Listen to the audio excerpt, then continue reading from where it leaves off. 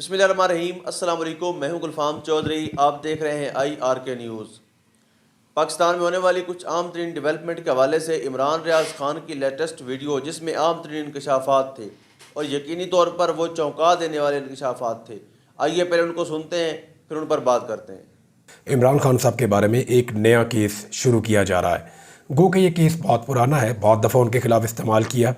یہ اسلام آباد high court نے جو خبر ہے اس کے مطابق یہ ہے کہ تحریک انصاف کے چیئرمین عمران خان، بانی چیئرمین عمران خان کے خلاف ٹیریان کیس 1 سال بعد سماعت کے لیے مقرر کر دیا ہے۔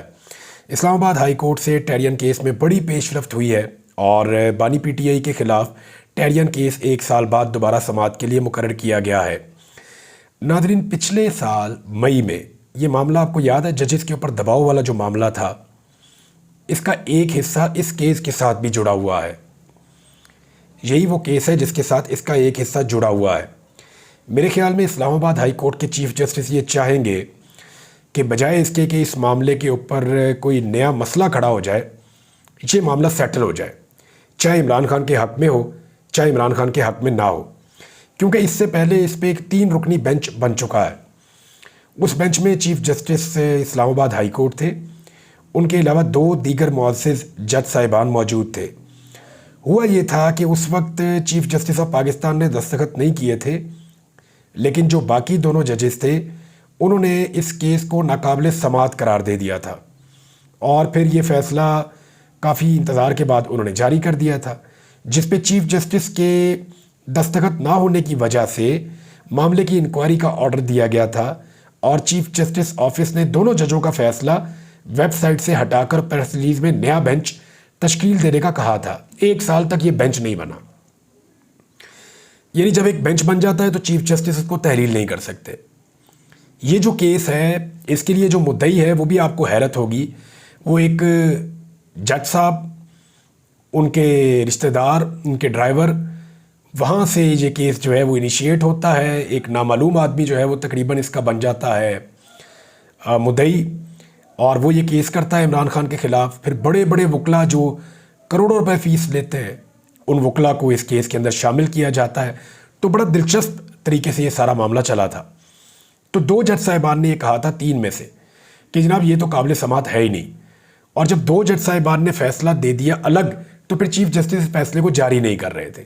وہاں پہ ایک عجیب صورتحال تب پیدا ہوئی جب 2 ججز نے اپنا فیصلہ ویب سائٹ پہ ڈلوا دیا، تو یہ 2-1 سے یہ فیصلہ عمران خان کے حق میں آ گیا تھا۔ لیکن اس وقت جو اسلام آباد ہائی کورٹ کے چیف جسٹس تھے، انہوں نے کہا جی نہیں، یہ کیونکہ میرے دستخط کے بغیر یہ فیصلہ اپلوڈ ہو گیا، اس کی انکوائری کروا لیتے ہیں، بینچ تحلیل میں نیا بینچ بنا دوں گا بعد میں۔ اب ایک نیا بینچ بنایا گیا ہے، اور یہ بھی اسلام آباد ہائی کورٹ کے 3 معزز جج صاحبان ہیں۔ جسٹس طارق محمود جہانگیری اس کی سربراہی کریں گے، جسٹس ارباب محمد طاہر اور جسٹس سمن رفت امتیاز اس بینچ کا حصہ ہوں گے۔ 21 مئی کو اس کی سماعت ہوگی۔ دیکھیں، اب اس کے 2 رستے ہیں، یا تو PTI آئے اور آ کر یہ کہے کہ یہ تو قابل سماعت ہی نہیں ہے، اور پچھلا جو معاملہ ہے اس کو بھی اٹھا دے کہ جی پہلے اس کی انکوائری کی جائے کہ اس سے پہلے جو بینچ تحلیل کیا گیا، کیا وہ تحلیل کرنا قانونی تھا یا غیر قانونی تھا۔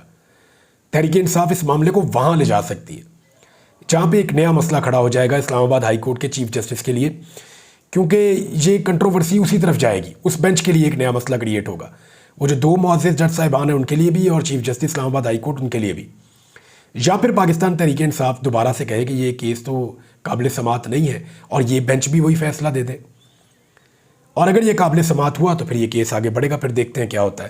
لیکن مجھے اس میں پاکستان تحریک انصاف کا کچھ بگڑتا ہوا دکھائی نہیں دے رہا۔ مجھے ایسے لگتا ہے کہ یہ پریمپٹیو میئر کہتے ہیں، پہلے سے اقدامات اٹھا لینا اس سے پہلے کہ وہ معاملہ خراب ہو۔ مجھے اس طرح لگتا ہے کہ اس وقت ایک پریمپٹیو میئر لیا گیا ہے کہ ٹھیک ہے، چیزیں اس ڈائریکشن میں جا رہی ہیں، تو ٹھیک ہے، یہ ایک معاملہ رکا ہوا ہے، اس کو بھی نکال دیں۔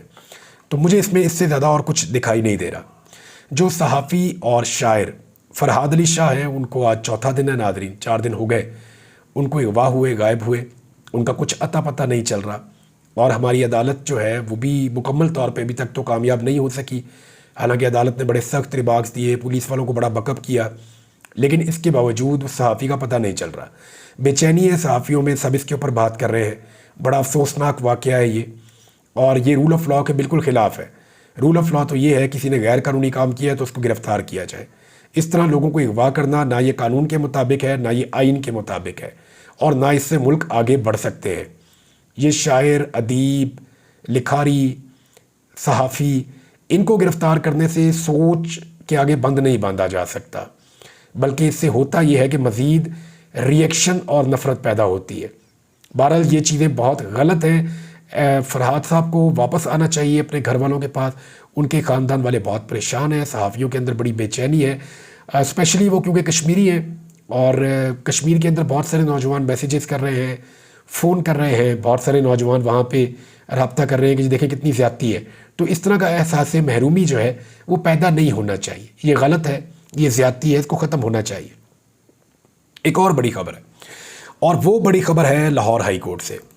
دیکھیں پی ایم ایل این نے بڑے طریقے سے، پی ایم ایل این کی جو پنجاب حکومت ہے انہوں نے بڑی چالاکی اور ہوشیاری کے ساتھ جو خصوصی عدالتیں ہیں جیسے کہ دہشت گردی کی عدالتیں یا باقی عدالتیں ہیں وہاں پہ ججز کی تعیناتی روکی ہوئی ہے. تو ماتحت عدلیہ میں ججز کی تعیناتی کے لیے 3 ہفتے کی مہلت دے دی ہے لاہور ہائی کورٹ کے چیف جسٹس نے. فائنلی انہوں نے آج طلب کیا تھا کمیٹی کو، اور کمیٹی کے ممبران مریم اورنگزیب، مجتبیٰ شجاع الرحمان اور دیگر عدالت میں پیش ہوئے. تو پنجاب نے راولپنڈی، لاہور اور فیصل آباد میں انسداد دہشت گردی عدالتوں میں ججوں کے تقرر کے لیے رجسٹرار کو خط لکھے. 1 درجن دفعہ تو وہ لکھ چکے ہیں، لیکن ججوں کی تعیناتی نہیں کی جا رہی. تو اب حکومت کو فائنلی 3 ہفتے کی مہلت دی گئی ہے، اور اگر یہ نہیں کریں گے تو پھر معاملہ جو ہے وہ جائے گا توہین عدالت کی طرف. ایک طرف تو سیاستدان انگلیاں اٹھاتے ہیں جوڈیشری پہ کہ اتنے مقدمات پینڈنگ ہیں، ان کا فیصلہ کیوں نہیں ہو رہا. دوسری طرف وہ چاہتے ہیں کہ ان کی مرضی کے ججز لگے، ایسے ججز لگیں جو ان کی مرضی کے مطابق فیصلے دیں. میرے پاس ایسی خبر ہے ناظرین، جب میں ابھی لاسٹ ٹائم پکڑا گیا تو 2 معزز جج صاحبان ہیں جن کے رشتہ دار آ کر مجھے ملے، اور بہت قریبی رشتہ دار، اور انہوں نے مجھے بتایا کہ ان ججز کے اوپر کتنا دباؤ تھا اور کون لوگ ڈال رہے تھے. اس قدر شدید دباؤ تھا کہ وہ بتا رہے تھے کہ جج کو ذہنی مریض بنا دیتے ہیں، اتنا دباؤ بیچارے جج کے اوپر ڈالتے ہیں. تو سلوٹ کرنا چاہیے ایسے ججز کو جو اس فسطائیت کے ماحول میں، اس جبر کے ماحول میں اور ایسی حکومتوں کی موجودگی میں وہ عوام کو انصاف فراہم کر رہے ہیں. پسے ہوئے طبقات، کمزور طبقات، جو لوگ اپنی بات کرنا چاہتے ہیں وہ طبقات، ان کے لیے یہ ججز ہی ایک فرشتے کی طرح ہیں. یعنی مجھے بے شک 5 دن کے ریمانڈ پہ بھی بھیجا گیا، مجھے جو ہے وہ جوڈیشل کیا گیا بار بار، حالانکہ مجھے باعزت بری کرنا چاہیے تھا دونوں کیسز میں پہلے دن.